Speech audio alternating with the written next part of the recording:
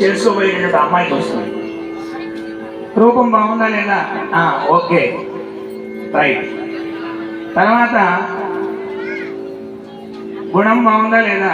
మామగారు అది చూస్తాడనమాట. 10 మందిలోకి వెళ్తే మామగారికి మంచి పేరు తెస్తాడా లేదా?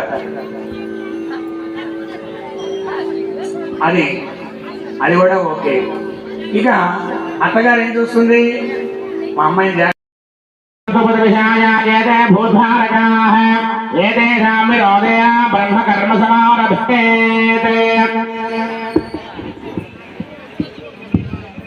నక్షత్రం కలగదులు వెనక్కి వేసేస్తుంది.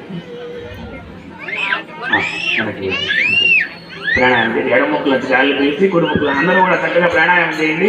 ఓం భూ ఓం భువః ఓం స్వః ఓం మహః ఓం జనః ఓం తపః ఓం సత్యం ఓం తత్సవితుర్వరేణ్యం భర్గో దేవస్య ధీమహి ధియో యో నః ప్రచోదయాత్.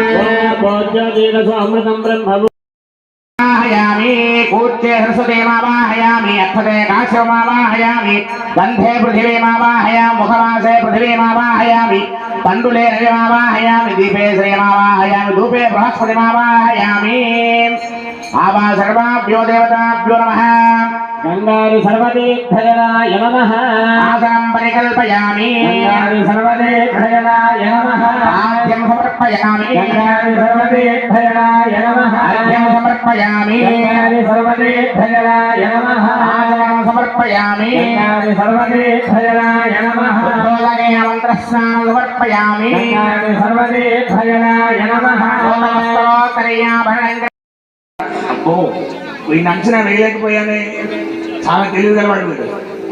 చూడటానికి ఏమో సౌమ్యంగా ఉన్నాడు, చూడటానికి అలా ఉన్నాడు కానీ మంచి తెలివి గలవాడు అంటారు కదా. అట్లా ఆ విధంగా సత్వగుణం కలిగినటువంటి శ్రీ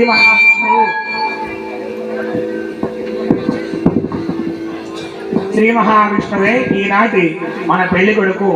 చక్కగా సాత్వికుడైనటువంటి గుణము కలిగినటువంటి అనేక రకమైనటువంటి గుణాలన్నీ కూడా షోడశ కళలు నిండినటువంటి షోడశ కళా ప్రపూర్ణుడు అనమాట శ్రీ స్వామివారు. అటువంటి వెంకటేశ్వర నామంతో ఆయన్ని చూసినంత మాత్రముననే పాపములు, నామం చెప్పినంత మాత్రముననే